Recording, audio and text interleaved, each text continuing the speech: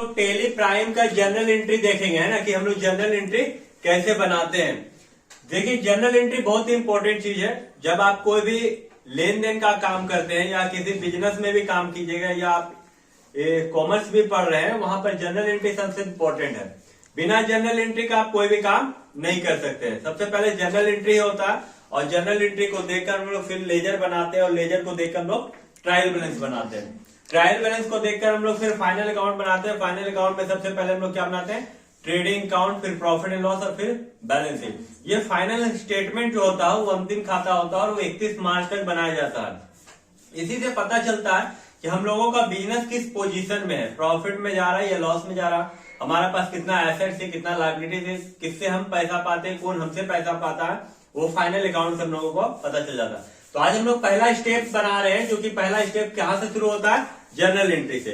तो देखिए, journal entry का रूल जो होता है वो 3 रूल में टिका हुआ है। एक पर्सनल अकाउंट, दूसरा रियल अकाउंट और तीसरा नॉमिनल अकाउंट।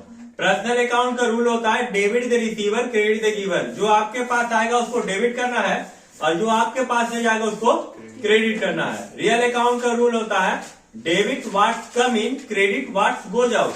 यानी जो भी अधिकार या संपत्ति आपके पास आएगा उसको हम लोग कहां करेंगे? डेबिट में। और जो अधिकार या संपत्ति आपके पास से जाएगा उसको हम लोग कहां लिखेंगे? क्रेडिट में।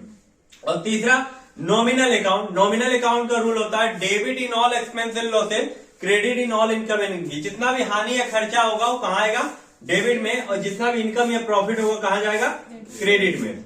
तो चलिए, पहला क्वेश्चन में पॉइंट में बोल रहा है कि 1 जनवरी 2023 को नगद से व्यवसाय प्रारंभ किए, यानी स्टार्टेड बिजनेस विथ कैश। हम लोग नगद से बिजनेस स्टार्ट किए तो हम लोगों के पास क्या आएगा? सबसे पहले पैसा आएगा, यानी कैश आएगा, और उसको हम लोग कहां लगा रहे?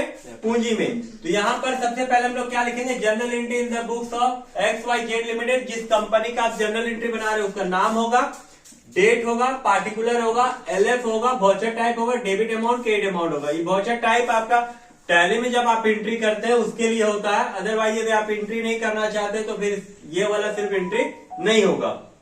तो हम लोग नगद से बिजनेस स्टार्ट किए 1 जनवरी 2023, यानी 1 जनवरी 2023 को नगद से किए, यानी कैश से किए। तो कैश अकाउंट डेबिट और 2 में क्या हो जाएगा? Capital account. Cash account debit to capital account. ये कौन सा एंट्री का हुआ?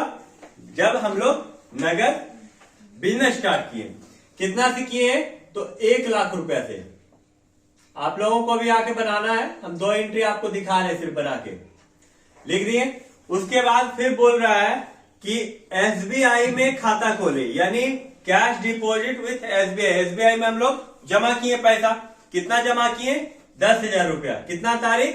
5 तारीख, यानी 5 जनवरी को हम लोग SBI में जमा किए। तो हम लोगों के पास क्या आएगा? SBI बैंक का नाम आएगा और हमारे पास से क्या जाएगा? कैश जाएगा। तो यहां लिखेंगे SBI का नाम, यानी state bank of India account debit, और क्या जा रहा हम लोगों के पास? कैश। तो टू कैश अकाउंट। यहां पर कितना है? 5,000 रुपया। यहां पर हम लोग 5,000 जमा कर दिए।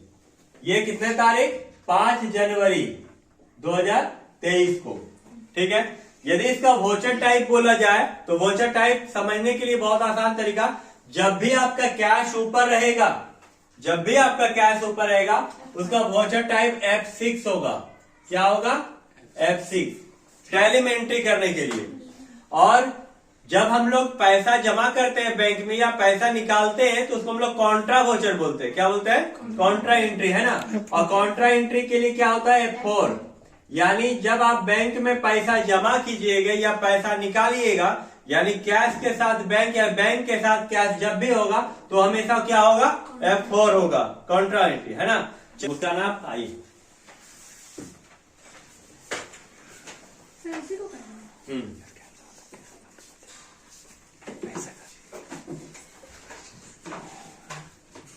आप चलिए सर, उधर आप चलिए सर, आप नहीं करिएगा, नहीं आप चलिए। नगद माल खरीदे हैं, यानी कैश परचेज का क्या एंट्री होगा?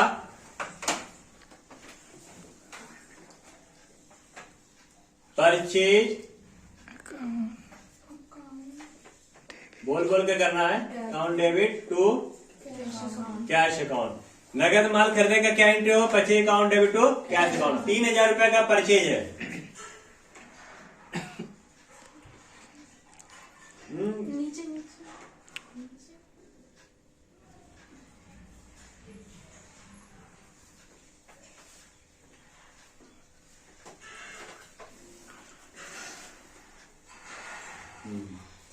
चलिए आप आइए प्रिंस।